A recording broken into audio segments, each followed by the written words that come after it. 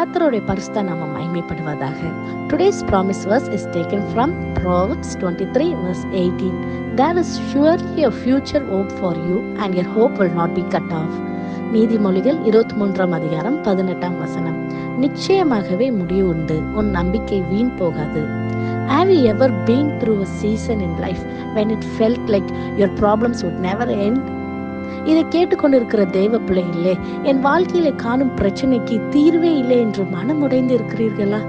எத்தனையோ காலங்களை நான் ஜெபித்தோ என் ஜெபத்துக்கு பதிலே வரவில்லை என்று சொல்லி சோர்ந்து கொண்டு போயிருக்கிறீங்களா? இந்த நாளிலே கர்த்தர் நமக்கு கொடுக்கிற நம்பிக்கையின் வார்த்தை, நிச்சயமாகவே முடிவு உண்டு, உன் நம்பிக்கை வீண் போகாது என்று. நீங்கள் சந்தித்துக் கொண்டிருக்கிற ஒவ்வொரு பிரச்சனைகளுக்கும் நிச்சயமாகவே ஒரு நாள் வரும். தேவன் உங்களை அதிலிருந்து வெளியே அருமையாக கொண்டுட்டு வருவார். Every storm will eventually pass and every hope rooted in God's promise will be fulfilled in your life. இந்த நாளிலே கூட நம் வேதத்திலே பார்க்கிறோம், ரெட் சீயை மோசே இஸ்ரேல் ஜனங்களை வழிநடத்தி கொண்டு வரும்போது பின்னாடி பார்வோனின் சேனைகளை அவர்களை துரத்தி கொண்டு வந்துட்டு இருந்தாங்க. அந்த ரெட் சீயை முன்னப்பாக ஜனங்கள் வந்து நிற்கும் போது முன்னாடியும் போக முடியல, பின்னாடியும் போக முடியாம நம்பிக்கையற்ற சூழ்நிலையில் இருந்த போது மோசே கர்த்தரை நோக்கி பார்க்கும்போது மோசேயின் கோல் நீட்டப்பட்ட போது கடல் வந்து இரண்டாய் பிளந்ததை பார்த்து மக்கள்கள் ஆச்சரியப்பட்டாங்க. அந்த வழி போகிற வழி வந்து இட் வாஸ் வெரி ட்ரை, வெட்டாந்தரமா இருந்தது என்று நம் வேதத்திலே வாசிக்கிறோம் அல்லவா?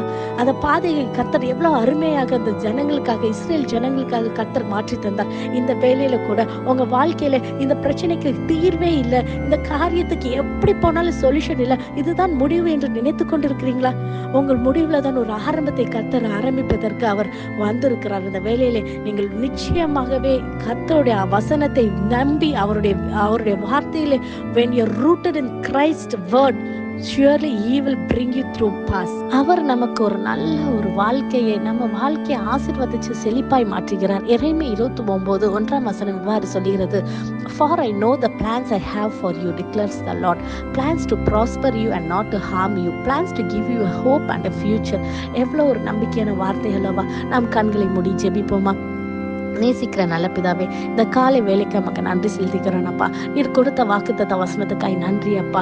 இதை கேட்டுக்கொண்டிருக்கிற ஒவ்வொருவருக்கும் அப்பா, இது ஒரு நம்பிக்கையாக ஆண்டவரே அவங்க வாழ்க்கையில் ஒரு பெரிய ஒரு மாற்றத்தை தரும்படியாக ஜெபிக்கிறேன் ஏசப்பா. நம்பிக்கையற்ற சூழ்நிலையில காணப்படுகிறாங்களோ ஆண்டவரே, எந்த விதமான ஒரு கண்ணீரின் பள்ளத்தாக்கில் அவங்க இருந்தாலும் என் தேவனால் கூடாத காரியம் ஒன்றும் இல்லை அப்பா. இந்த நாளிலே அப்பா, நீர் அப்பா இரண்டாய் பிளந்த தேவன் அவங்க வாழ்க்கையில் அப்பா, நீங்க முன்பாக சென்று எந்தெந்த காரியத்துல அப்பா அவங்களுக்கு அற்புதம் தேவை என்று ஜெபித்துக் கொண்டிருக்கிறாங்களோ ஒரு பெரிய மாற்றத்தை இந்த நாளிலே நீர் தரும்படியாக ஜெபிக்கிறேன் ஏசப்பா. எல்லா கனம் மகிமை ஒருவருக்கே செலுத்துகிறோம். இயேசுவின் மூலம் ஜெபிக்கிறோம். ஜெபம் கேட்டபடியால் ஆமென். God bless you.